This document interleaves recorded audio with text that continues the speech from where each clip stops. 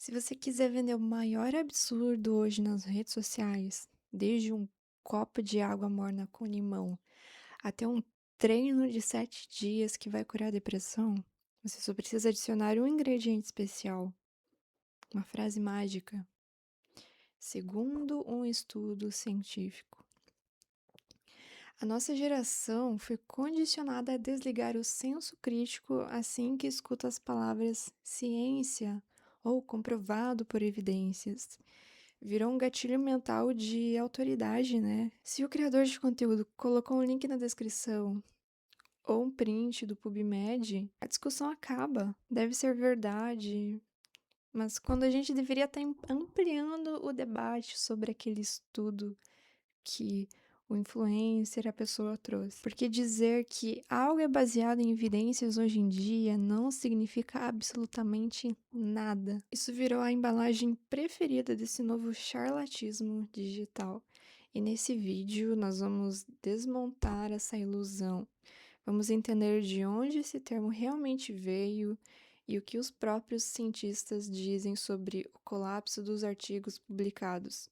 E como a internet também criou o especialista da semana, né? Aquela pessoa especialista que surge quando uma trend nova surge. E se você quer parar de ser enganado e quer aprender a analisar corretamente esses estudos, entender o que eles realmente dizem, fica até o final, que eu vou te entregar uma ferramenta grátis que vai te ajudar a ter esse senso mais crítico. Para entender a fraude que virou esse termo baseado em evidência, baseado em ciência, a gente precisa voltar lá para 1996. Foi nesse ano que o médico David Sackett e seus colegas publicaram um artigo no British Medical Journal, definindo formalmente o conceito de medicina baseada em evidências. Esse conceito surgiu na medicina. E o objetivo original era parar de tomar decisões médicas baseadas no eu acho, ou na intuição, ou no sempre foi assim, e começar a olhar para os dados. E o Sakeshi definiu que a medicina baseada em evidências não é, presta atenção, não é uma ditadura de um artigo, de um PDF. Ela é sustentada por 3 pilares essenciais e inseparáveis. São eles: primeiro, você encontrar a melhor evidência científica disponível. Segundo, ter a experiência e a capacidade de julgamento profissional para utilizar aquela evidência. E terceiro, as preferências, limitações e o contexto individual do paciente. Tu reparou no problema? O que a internet fez foi pegar esses 3 tripés e serrar 2 das pernas fora. E a gente só ficou com a primeira, a melhor evidência científica possível. E o pior, né, ainda distorceu o significado de evidência, porque dizer que algo tem evidência passou a ser usado como sinônimo de isso é uma verdade incontestável. E na ciência, um estudo isolado quase nunca é uma verdade incontestável. E sabe por que eu e milhares de pessoas fazem divulgação científica de forma séria e rigorosa? Porque a gente precisa sair das muralhas das universidades e trazer esse debate para a sociedade. Mas a gente esquece, né, que nunca nos ensinaram a questionar ou discutir ideias. Por isso que canais tão maneiros como o meu ou de outros estudantes, pesquisadores, têm tão pouco atenção, tem tanta pouca visualização. Se você postar um vídeo dançando uma música aleatória, vai ter muito mais visualização do que um cientista tentando falar sobre um conteúdo sério. Infelizmente, é essa sociedade que a gente vive, né? E também a gente sai da escola sem aprender a ler um artigo científico, cara. Eu só fui aprender a ler artigos na faculdade federal e com muita dificuldade ainda. A educação brasileira forma seres incompetentes. Essa é uma frase do filósofo Marcos Bruso. E é muito naquela visão da escola da Revolução Industrial que existe para formar trabalhadores. A gente aprende a ler e escrever ali, no máximo para assinar o nosso nome, para saber comprar coisas. A gente não aprende a questionar, a debater. Até porque se a gente questionasse, se soubéssemos o que existe além das nossas bolhas, o governo ficaria um pouquinho chateado, né? Mas enfim, o que nos ensinaram é: ouça, obedeça e compre de mim. A escola nos educa ali para conseguirmos trabalhar, acessar os sites, comprar e ficar nesse ciclo infinitamente. E aí, quando tu consegue sair dessa bolha, tu é visto como um grande estranho, né? Porque você tá indo contra o que a sociedade inteira faz. Mas quem disse que o que a maioria faz é o correto? Bom, continuando aqui, na metodologia científica, existe algo básico chamada hierarquia da evidência. É uma pirâmide e na base dessa pirâmide está o seguinte, que são opiniões de especialistas, estudos in vitro, estudos em animais. É ali a base de onde começa esse conhecimento científico. E mais acima estão os estudos observacionais, seguidos pelos ensaios clínicos randomizados em humanos. E no topo de tudo estão as revisões sistemáticas e meta-análises, que pegam toda essa base desde o início da hipótese até os testes, observações, estudos controlados e faz uma análise mais concreta. O topo ali, digamos, é onde fica o ouro dos estudos científicos. E essas meta-análises nos dizem o que todos os outros estudos relevantes considerados juntos mostram. E a meta-análise, caso tu não saiba o que é quando os pesquisadores pegam o resultado de vários estudos sobre a mesma pergunta e os combinam estatisticamente para estimar qual é o efeito geral. E aí, sabe o que os sommeliers de artigos da internet fazem? Eles navegam ali na base da pirâmide, onde tem os estudos mais simples. Simples, entre muitas aspas, tá bom? Não seja 880 aqui. Eles pegam esses estudos da base da pirâmide, pegam um estudo ali feito em 2012, com 6 ratos que tomaram uma overdose de determinado composto, e faz um vídeo no TikTok dizendo assim: tudo prova que esse ingrediente queima gordura dormindo. Tu quer um exemplo real desse absurdo? Que já aconteceu? E que a sua avó talvez ainda acredite nisso? Em 2006, pesquisadores publicaram um artigo de revisão na revista Nature, a revista mais famosa no meio científico, sobre o resveratrol, um composto famoso presente na casca da uva e do vinho. Eles observaram ali benefícios em modelos celulares e animais. E no artigo tem a seguinte frase, exatamente dessa maneira: o resveratrol, um componente do vinho tinto, é há muito tempo considerado como tendo efeitos cardioprotetores. O interesse por esse composto foi renovado nos últimos anos, primeiro devido à sua identificação como um agente quimiopreventivo para o câncer de pele, e posteriormente há relatos de que ele ativa sirtuínas desacelitilases e prolonga a vida de organismos inferiores. Cara, eu já ouvi tantas pessoas falarem que o médico X disse para tomar um copo de vinho antes de dormir, porque ajuda na saúde do coração. Pelo amor de Deus, né? O vinho tem álcool. O álcool é tóxico para o cérebro, além de ele prejudicar a qualidade do sono e deixar o teu corpo inflamado. Aí o que a mídia fala? Os especialistas de internet?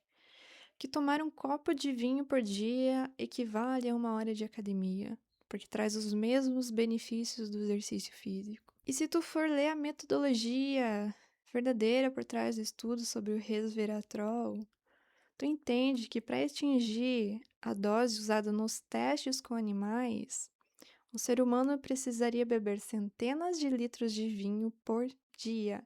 Não diz em lugar nenhum que o efeito de beber um copo de vinho por dia é cumulativo. E se a pessoa bebesse essas centenas de litros de vinho, ela morreria em coma alcoólico, antes de queimar uma única caloria extra ou antes de começar a sentir os efeitos protetivos no coração. Aí como que médicos conseguiram distorcer tanto assim a informação? Ó, pra tu ter noção, o resveratrol é um componente do vinho tinto. E é um princípio básico de químico aqui, que se algo existe ali, é só tu extrair para utilizar ele com todos os seus benefícios. Não adianta tu tomar vinho todo dia. Você tem que tomar o fármaco manipulado que foi extraído do componente que tem um composto de forma pura. É um pouco triste isso. E existe até um termo que dá nome a esse fenômeno dos médicos que falam esses absurdos, que é o analfabetismo metodológico voluntário. Significa alguém que tem acesso aos meios para entender ou verificar a qualidade de uma evidência, mas deliberadamente ignora como ela foi produzida. No final desse vídeo eu vou te ensinar como deixar de ser um analfabeto metodológico voluntário. Então fica comigo até o final que a gente vai falar sobre isso, tá bom? Bom, e continuando aqui, em 2005, um professor de Stanford, o John Ioannidis, publicou um dos artigos mais importantes para a história da metaciência, ali no periódico PLOS Medicine. E o título do artigo é o seguinte: Por que a maioria das descobertas de pesquisas publicadas são falsas? Só de ler isso já me dá uns calafrios. Ioannidis demonstrou matematicamente que em várias áreas da ciência, mais da metade dos artigos publicados chegam a conclusões erradas ou irreplicáveis que não dá para tu tentar fazer em laboratório. E por que isso acontece, né? E aqui eu trago para você algumas coisas que precisam ser avaliadas quando a gente lê um artigo científico ou quando te apresentam um artigo científico. A primeira coisa é estudos feitos com poucas pessoas, com baixo poder estatístico. Para tu entender como se funciona, tá? Quanto menor a amostra, maior a chance de o resultado ser mero acaso do destino. Se você quiser entender isso mais a fundo, eu te indico a estudar estatística. Isso é muito óbvio para quem estuda estatística, para quem tem um conhecimento ali básico já. E eu te indico também esse livro aqui, ó, sobre o acaso da probabilidade, que se chama O Andar do Bêbado. Eu vou deixar ele aí na descrição do vídeo. E é um livro bem interessante que ele diz como a nossa vida é baseada no acaso e a gente se ilude achando que são probabilidades reais. É um livro bem interessante, te indico a ler. Bom, o segundo fator pelo qual a metade dos artigos chegam a conclusões erradas ou irreplicáveis é o cherry picking e o p-hacking. É quando alguém seleciona apenas as evidências que favorecem uma conclusão e ignora as evidências que contradizem ou enfraquecem aquela teoria. Por exemplo, pesquisadores testam 50 variáveis ali para alguma coisa. E quando eles encontram uma relação aleatória, porque aleatoriedade existe, que dá um valor estatisticamente significante por mera sorte, que responda positivamente à pergunta do estudo, eles descartam as outras 49 tentativas, testes e publicam só aquela. Isso ali é o cherry picking, né? O cherry picking é tu selecionar cerejas na tradução literal. diz a respeito de você enxergar só o que você precisa para o seu benefício. Por exemplo, eu vou fazer um estudo para ver se o céu é azul ou roxo. E eu observo o céu ao longo de 365 dias. E em um dia desse ano, o céu fica roxo. Então eu concluo que o céu é roxo. Mas não é assim que a vida funciona, né? Muito menos a ciência, pelo amor de Deus. Bom, e o terceiro item é o conflito de interesses e vieses, que são estudos ali patrocinados por indústrias e eles têm estatisticamente mais chances de encontrar resultados favoráveis aos seus próprios produtos. A isso se soma também o escândalo das revistas predatórias, digamos assim, como um jornalista, o John Bohannon, ele demonstrou em uma investigação famosa para a revista Science em 2013 que existem centenas de revistas acadêmicas que publicam qualquer artigo científico com erros grotescos, desde que o autor pague uma taxa de publicação. Assustador, né? Ou seja, hoje em dia, se você tiver uma ideia absurda, você consegue achar alguém para publicar. Às vezes, muitas das vezes, né, é só tu pagar ali um pouquinho. E aí o artigo científico que parece defender a sua tese vai ao mundo. Eu vou te dar um exemplo que já aconteceu, tá? Em 1988, um grupo de pesquisadores, liderado por um imunologista francês, o Jacques Benveniste, publicou um estudo na Nature, que é uma das revistas mais respeitadas no mundo da ciência. E eles fizeram o seguinte: diluir uma substância várias vezes em água e que, segundo os cálculos, já não deveria existir nenhuma molécula dela dentro da água. E mesmo assim, os pesquisadores disseram que aquela água ainda produzia efeitos nas células, como se a água tivesse de alguma forma lembrado da substância que esteve ali. E a ideia ficou conhecida como memória da água. É como se tu pegasse, por exemplo, um suco concentrado de manga. Pega um copo de suco aí de manga. E tu vai adicionando cada vez mais água. E coloca mais água e mais água. Aí tu pega uma bacia gigante assim, joga o copo de suco de manga concentrado e enche essa bacia de água. O suco que era espesso, alaranjado, ele começa a ficar translúcido, né? Como a água. E segundo a afirmação ali do artigo, a água teria guardado a memória desse suco. Então, se você tomar essa água, ela vai ter o gosto do suco de manga. Se você tentou imaginar isso, já viu por intuição que não tem como isso ocorrer. E aqui tá a parte mais interessante, assim, que me deixa muito reflexiva. Porque a gente não tá falando de um blog, uma revista desconhecida. A gente está falando da Nature, uma revista respeitada, séria. Aí outros pesquisadores tentaram repetir o experimento citado, né, nas condições ali que o experimento diz, e até de forma mais controlada, mas não conseguiram reproduzir aquele resultado de forma convincente, porque a memória não existe na água. A água não tem memória, a água não tem cérebro.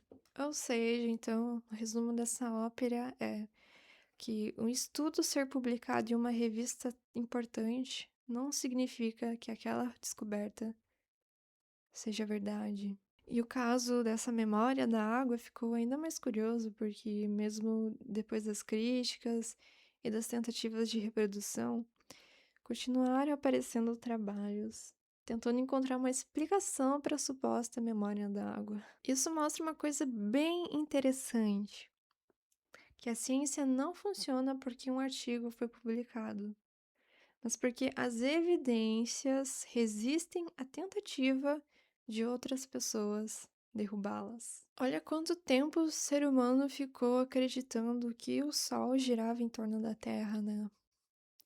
Com a teoria do geocentrismo. E quando o Copérnico tentou mostrar o contrário, ninguém gostou. E anos depois, o Galileu Galilei passou ali a sua vida inteira tentando defender a ideia do heliocentrismo. E a igreja, a Inquisição, quase colocou ele queimar nas fogueiras. Então fica aí pra ti a reflexão, né? Às vezes é mais cômodo para a sociedade, para o governo, que uma teoria errada circule em vez da verdadeira, né? Pense sobre isso. E nesse vídeo também eu quero falar com vocês sobre os especialistas de trends, aqueles que surgem do dia para a noite. Funciona mais ou menos assim, né? Surge uma nova variante ou pandemia de um vírus ali, surgem milhares de virologistas em 24 horas. Ouve-se falar de inteligência artificial, a gente encontra milhares de especialistas em LLMs. O público começa a pesquisar sobre banho gelado, dopamina, jejum. Aí surge o especialista falando sobre os benefícios dessa prática. E assim, o especialista de trend talvez não sabe nem ler sequer uma tabela de resultados. Ele não sabe o que é um intervalo de confiança, não checou se o artigo foi replicado. Ele usa a palavra ciência da mesma forma que os charlatões do passado usavam a palavra magia para calar a boca do público e impedir o questionamento.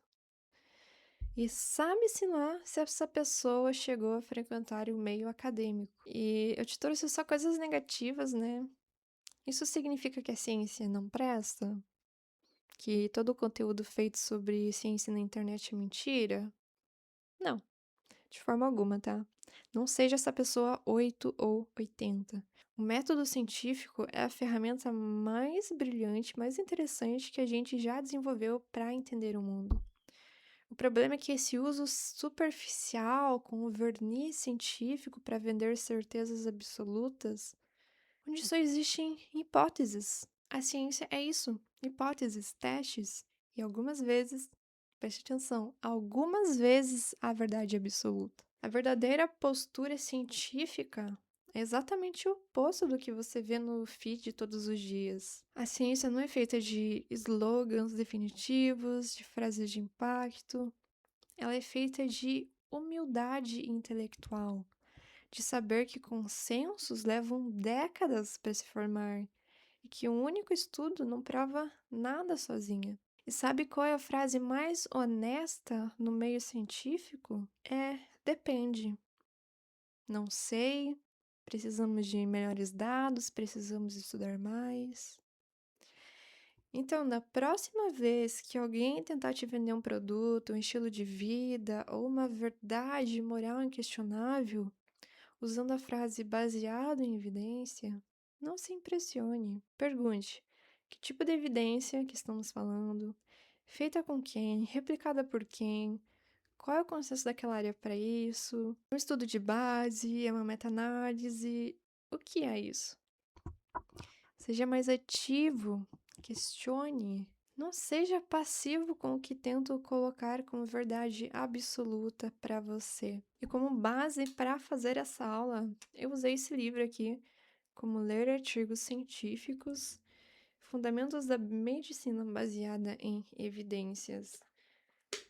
Porque, como eu disse, né, o baseado em evidências surgiu na medicina. Eu vou deixar o link desse livro na descrição também para tu ver ele e talvez comprar aí para você se tornar uma pessoa mais crítica frente ao mundo que vivemos. Bom, e como prometido, então eu vou te dar a ferramenta gratuita para você entender se um artigo científico é bom, se ele tem uma boa amostra, se foi bem elaborado. Então, a ferramenta que eu desenvolvi para vocês é um GEM, que é como se fosse um agente de inteligência artificial, que ele vai analisar o artigo científico para você. E né, eu tenho falado sobre tu ser mais crítico, sobre tu pensar melhor, ler melhor. Aí eu tô falando agora sobre usar uma inteligência artificial. Sim, a gente precisa usar isso como uma ferramenta útil para o nosso dia a dia e não terceirizar o pensamento crítico. E eu vou te mostrar aqui por que essa ferramenta é interessante. Nem todo mundo tem esse conhecimento, muito menos o tempo para se debruçar sobre um artigo científico para tentar entender se ele é bom ou não. Então, eu desenvolvi essa ferramenta aqui para te ajudar mesmo. E para me ajudar, né? Porque eu faço aulas baseada em artigos científicos, então eu preciso dessa agilidade e preciso trazer conteúdos bons, confiáveis para vocês. Então, eu tô com o Gemini aberto aqui. Eu vou dizer um oi para ele. Ele, olá, sou seu assistente especializado em leitura crítica e avaliação metodológica de estudos científicos. Pode enviar o primeiro estudo para análise. Vamos lá. Então, eu subi um artigo científico aqui em PDF e agora eu vou enviar para ele fazer a avaliação. E olha que legal, ele te diz o tipo de estudo, foi algo feito sobre modelos de linguagens, tarefas de sumarização e análise narrativa, qual foi a pergunta principal do artigo, qual foi o tamanho da amostra, qual foi o desfecho, o índice de qualidade metodológica. E aqui ele traz avaliação por dimensão. Então, o desenho do artigo, se é adequado, o tamanho da amostra, aqui ele diz que é uma amostra, né, não tão razoável, os riscos de vieses, as estatísticas, a mensuração, a transparência e os conflitos de interesse. E aí ele te dá uma série de argumentos que demonstram se esse artigo é bom ou ruim. Eu vou subir outro artigo aqui. Eu vou pegar o artigo da memória da água. Ele fala que é o estudo experimental in vitro, sobre basófilos. Os antissórios foram submetidos a sucessivas diluições. Amostra, o desfecho principal. Índice de qualidade metodológica. Fraca. Certeza da evidência. Muito baixa. E aqui na avaliação por dimensão, olha, no outro tava quase tudo verdinho, né? Aqui o desenho experimental é ruim, a amostra é ruim, o risco de viés é grande, a estatística não faz sentido, a mensuração também não, a transparência não parece correta e as conclusões não são sustentadas. E não há informações para identificar conflito de interesses. Ele vai além ali, ele discorre porque esse artigo não é bom. Ele também mostra os pontos fortes. Então, assim, é uma ferramenta que você pode utilizar para você desenvolver o seu senso crítico. Agradeço por você ter ficado até o final. Tenho certeza que depois desse vídeo você não será a mesma pessoa, você vai olhar com um olhar mais crítico e diferente sobre tudo que te apresento na internet. Não esquece de se inscrever e deixar um like nesse vídeo, porque vai me ajudar a alcançar mais pessoas. Muito obrigado, um abraço.